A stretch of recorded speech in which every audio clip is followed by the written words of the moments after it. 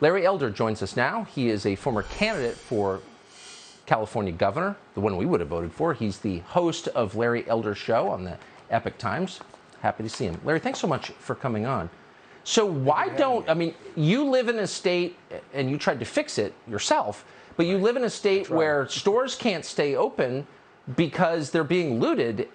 I don't ever hear office holders even mention this. Well, Tucker, excellent monologue as usual. Three broad themes. The first is, let's talk about the police.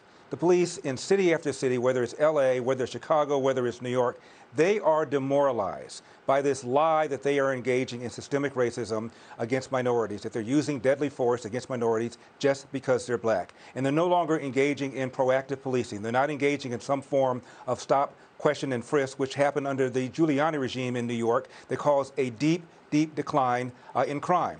Even Mayor Rahm Emanuel, the Democrat mayor of Chicago, even said when he was mayor that the Chicago police had, quote, gone fetal, close quote, meaning they weren't engaging in proactive policing. The second big theme, of course, is soft on crime policies, soft on crime governors like the one in California, soft on crime DAs. Gavin Newsom bragged during COVID that he released 8,000 convicted felons. Some of them were violent offenders, Tucker, and the odds are that at least half of them are going to reoffend. You have these soft on crime policies like Proposition 47 that allows you to steal $950, not just a day, but per store. And if you get caught, they write you a ticket as a misdemeanor, and you don't go to jail because you got cashless bail. Proposition 57 that allows a bunch of categories of crime to be called nonviolent, and they include assault on a police officer. I kid you not. That's nonviolent. Serial arson, nonviolent. Rape of an intoxicated victim, nonviolent. And as a result, you're finding a greater chance that the bad guy doesn't get caught. And when the bad guy knows he's not going to get caught, crime goes up. If he knows he's not going to get convicted, crime goes up. If he knows he's not going to get incarcerated, crime goes up. They may be crooks, but they're not stupid. And finally, the one that few people like to talk about, and you mentioned it in the monologue, is the breakdown of the family. You said their parents, plural, are not telling them not to steal. That assumes that there are two parents. Often it is the parent or the grandparent. 40% of all kids in America today enter the world, Tucker, without a father married to the mother.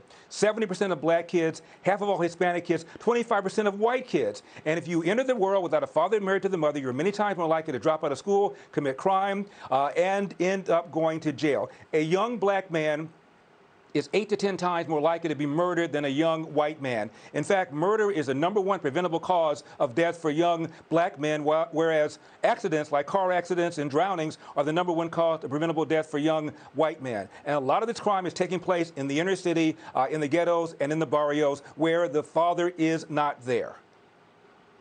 I don't know why every Republican in the country wouldn't be running on this. I mean, it's just so obvious if this continues, we'll be living in a completely different place that we don't want to live in. So why don't they just say that out loud? Well, you know, I ran for governor of California, as you pointed out.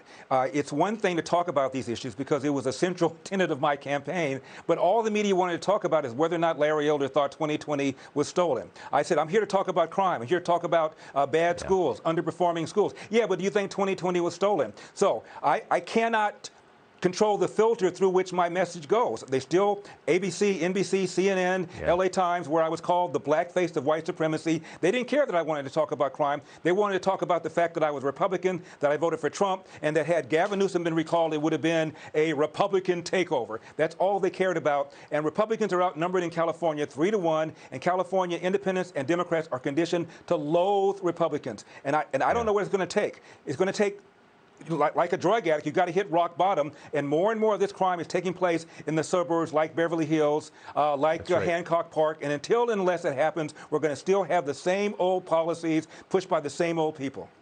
Yeah, make them defend the looting of 7-Eleven at every turn. Can you did this, can you defend this? And of course they can't. Larry Elder, great to see you. Thank you. Subscribe to the Fox News YouTube channel to catch our nightly opens, stories that are changing the world and changing your life. From Tucker Carlson Tonight.